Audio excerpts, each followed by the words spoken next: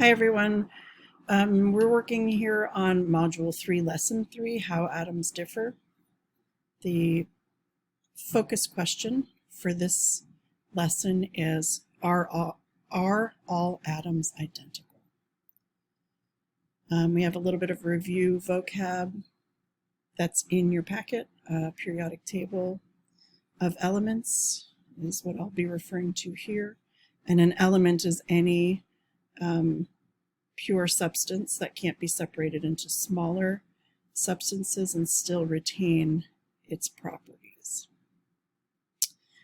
First thing we're talking about today is atomic number. The periodic table tells us the atomic number. The atomic number is the number of protons that are in the nucleus of the atom.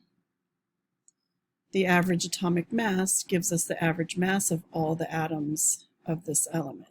So this number always has a decimal.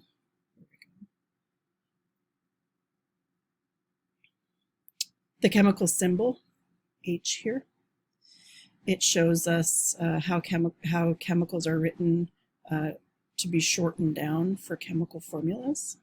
And then the chemical name is the actual name of the chemical.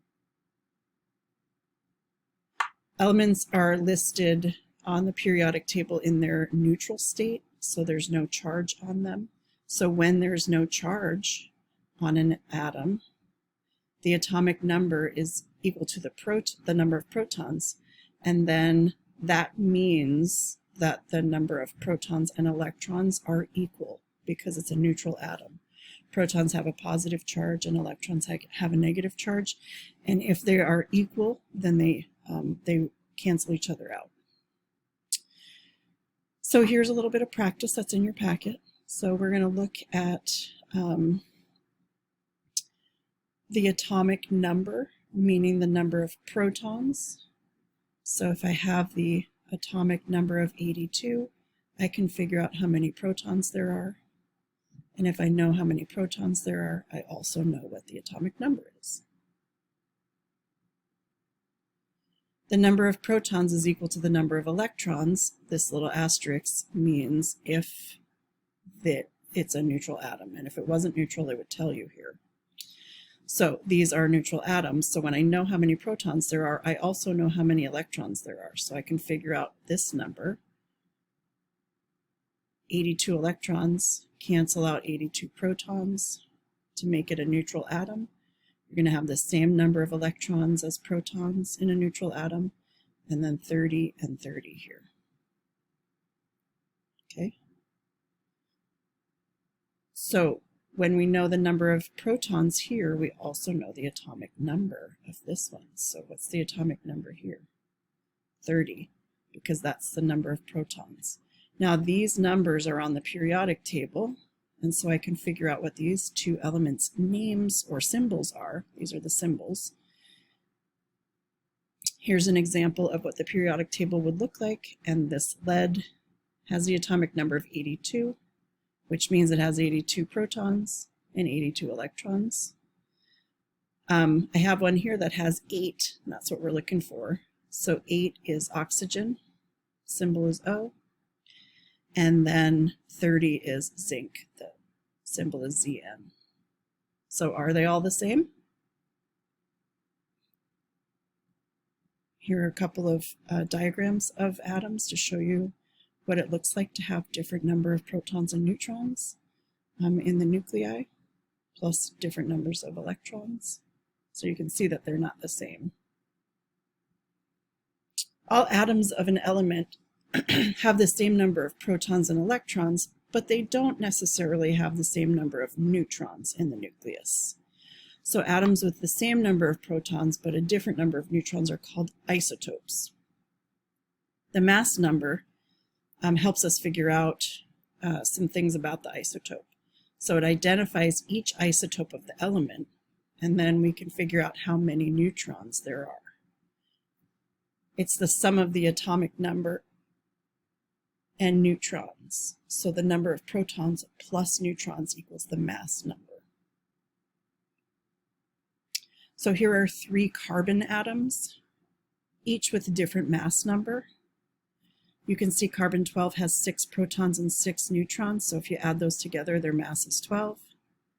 Carbon-13 has 6 protons and 7 neutrons, so its mass number is actually 13.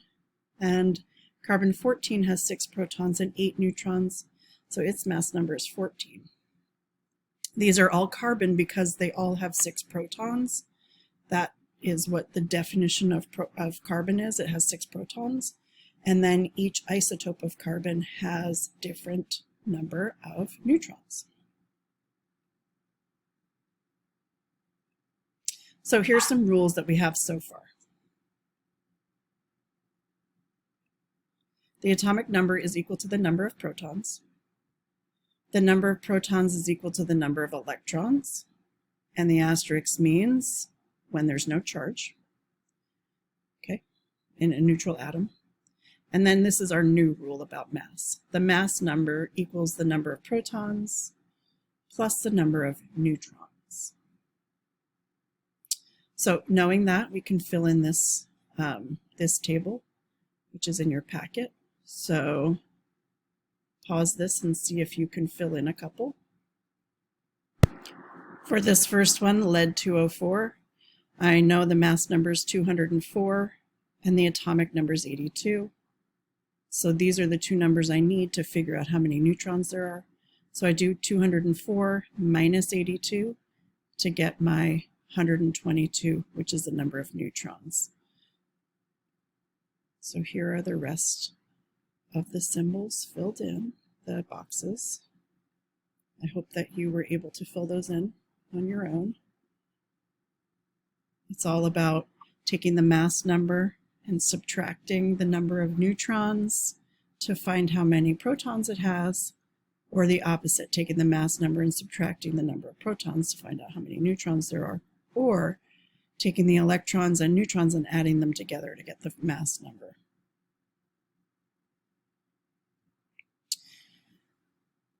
One atomic mass unit is defined as 1/12 the mass of a carbon-12 atom. This is the number that we're using, the unit that we're using when we talk about mass. It's not grams, it's AMU, the atomic mass number.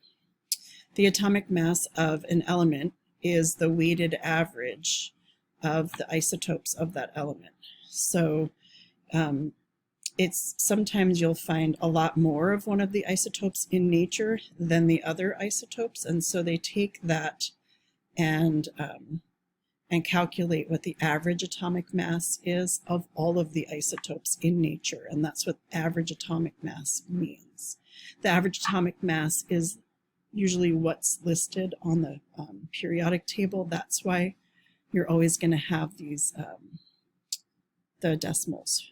So this one is chlorine that has an atomic mass of 30, basically 35, and this is about almost 76% of the chlorine in nature. And this one here that has the atomic mass of about 37, and this is about 24.2% of all the chlorine in nature. So there's a lot more of this chlorine, so this mass contributes to the average atomic mass more than this one does. I hope you were able to see some differences in different kinds of atoms. Take care.